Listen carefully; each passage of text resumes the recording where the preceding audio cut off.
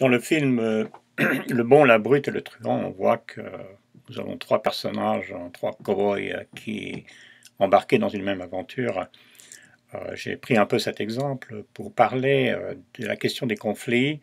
C'est une question complexe que nous avons pas mal étudiée ici dans notre université. D'ailleurs, nous offrons un master, entre autres diplômes, sur la question des conflits, la résolution des conflits, mais aussi sur la médiation.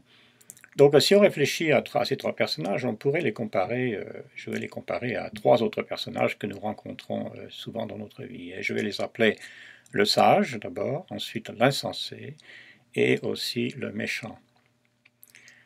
On va remarquer que dans ces trois personnages, le contraste entre ces trois personnages n'est pas entre le bon et le méchant, mais entre le sage et le méchant.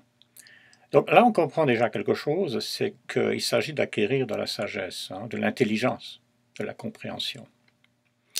Parce que la bonté, ou une certaine bonté qui découle de la sagesse, c'est une bonté différente d'une bonté qui serait le résultat d'une certaine ignorance et qui serait dénuée de réflexion et de sagesse. C'est-à-dire que la sagesse, finalement, vient avant et elle doit produire une sorte de bonté parmi d'autres fruits. Alors, qui est le sage? Qui est le sage en particulier? Nous allons regarder cela dans les textes bibliques, bien sûr, dans le livre des Proverbes. Eh bien, d'abord, le sage, ce n'est pas quelqu'un qui ne se trompe pas. Ce n'est pas quelqu'un qui sait tout, qui ne fait jamais d'erreur, qui a réponse à tout. En fait, si on regarde les textes, ce qui est intéressant, qu'en fait, le sage, c'est surtout quelqu'un qui est capable d'apprendre, d'écouter. Et même, c'est quelqu'un qui accepte d'être corrigé et qui accepte qu'il peut faire des erreurs. Finalement, ça revient à dire que le sage, c'est quelqu'un, au fond, qui est humble. L'orgueil, l'arrogance n'est pas une qualificative de sagesse du tout. Alors, si je peux vous donner quelques textes dans les Proverbes, notamment, je vais simplement vous citer ces textes sans vous donner toutes les références, mais je vais vous en citer quelques-uns. Par exemple, les Proverbes nous disent que le sage écoute et il augmentera son savoir. Et ici aussi, il faut être fou pour mépriser la sagesse et l'instruction. Un autre texte nous dit « Ne te prends pas pour un sage, crains l'Éternel et détourne-toi du mal ». Écoutez l'instruction pour devenir sage, ne la négligez pas. Donne au sage, il deviendra encore plus sage, enseigne le juste, il augmentera son savoir. Et puis, il y en a énormément d'autres, mais ceux-là sont déjà assez intéressants. Ce que je pourrais dire personnellement, c'est que le sage, c'est quelqu'un qui comprend le principe de l'apprentissage par l'erreur. Parce qu'il n'y a pas de progrès dans la vie sans erreur, sans faute. Le fait de vouloir être sans faute et de ne faire jamais d'erreur, ce n'est pas ça qui va nous faire progresser. Maintenant, nous allons voir l'insensé. On pourrait dire que l'insensé, c'est un peu le contraire. L'insensé, c'est celui qui croit pouvoir réussir sans avoir à admettre la possibilité de l'erreur. C'est celui qui se croit sage, mais qui refuse d'apprendre. C'est ce qui fait de lui un insensé. D'ailleurs, cet insensé ne peut pas accepter la correction ou les reproches. Et souvent, il est d'ailleurs dans les livres des Proverbes, aux côtés du méchant, le moqueur. C'est le moqueur du livre des Proverbes. Bon, cet insensé peut éventuellement changer, mais il faudra qu'il change au prix de beaucoup d'erreurs, des erreurs qu'il aura du mal à admettre. C'est souvent lorsqu'il se retrouve vraiment au fond du trou, après avoir fait erreur sur erreur, répété, sans s'être corrigé, c'est souvent quand il se retrouve dans cette situation que cet insensé éventuellement peut prendre conscience de sa condition. Alors, je vais vous donner quelques textes. Par exemple, « Éloigne-toi de l'homme stupide », ou l'homme insensé, ce n'est pas sur ses lèvres que tu aperçois la connaissance. La folie des hommes stupides, c'est la tromperie. Les fous se moquent du péché. L'homme stupide se montre arrogant et plein d'assurance. Nous voyons ici l'inverse de l'homme sage qui est humble. Cet homme insensé, finalement, c'est un arrogant. Chasse le moqueur et le conflit s'en ira avec lui. La contestation et le mépris prendront fin. Un autre texte que j'ai trouvé assez intéressant qui nous dit « Ne reprends pas le moqueur si tu ne veux pas qu'il te déteste, mais reprends le sage et il t'aimera. » Alors finalement, cet insensé de la Bible et surtout du livre des Proverbes, c'est un homme ou un individu pétri d'orgueil. D'ailleurs, si vous avez l'occasion de lire le chapitre 26 du livre des Proverbes, vous verrez que ce chapitre parle particulièrement des relations difficiles avec l'insensé. Je vais vous en citer un verset de ce chapitre. « Celui qui engage un homme stupide ou le premier venu ressemble à un archer qui blesse tout le monde. » Le troisième individu dans notre histoire, c'est le méchant. Alors le méchant, c'est un individu qui existe, et on va voir des exemples. Bon, le premier méchant que nous voyons dans l'histoire humaine, c'est Caïn, Caïn qui assassine son frère. Bon, qu'en est-il du méchant? Il a le cœur plein de haine et de méchanceté.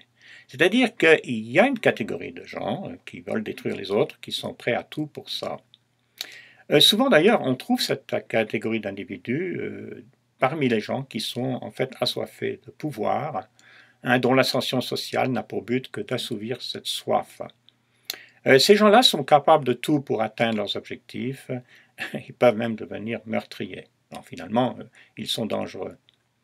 D'ailleurs, on pourrait dire que nombreux sont ceux et celles qui subissent quotidiennement, même dans leur vie familiale parfois, les sévices du méchant. Par exemple, si on prend le nombre de victimes chez les femmes d'abus et de violences, qui avoisine environ, je pense, 400 000 par année, pour environ 140 000 hommes, eh bien en France, il meurt une femme tous les 3 jours sous les coups de son conjoint. Donc ces femmes ou ces hommes qui sont frappés, maltraités, insultés dans notre pays, le sont aux mains de ce que la Bible appelle le méchant. Le psaume 11, verset 5 dit d'ailleurs « L'Éternel examine le juste, il déteste le méchant et celui qui aime la violence. » Donc la violence fait partie de cette méchanceté. Le meurtrier, la violence, c'est un méchant. D'intéressants quelques textes dans les Proverbes. Celui qui reprend le méchant s'attire ses insultes. Le méchant est attentif à la lèvre injuste. Le menteur prête l'oreille à la langue criminelle. Un autre texte qui est très intéressant. Les trésors acquis par la méchanceté ne sont d'aucun profit, mais la justice délivre de la mort. La bouche du juste est une source de vie, mais la violence accompagne tout ce que disent les méchants. Et puis il y en a d'autres, je pourrais en lire d'autres. Quand la tempête passe, le méchant disparaît, tandis que le juste a un fondement éternel.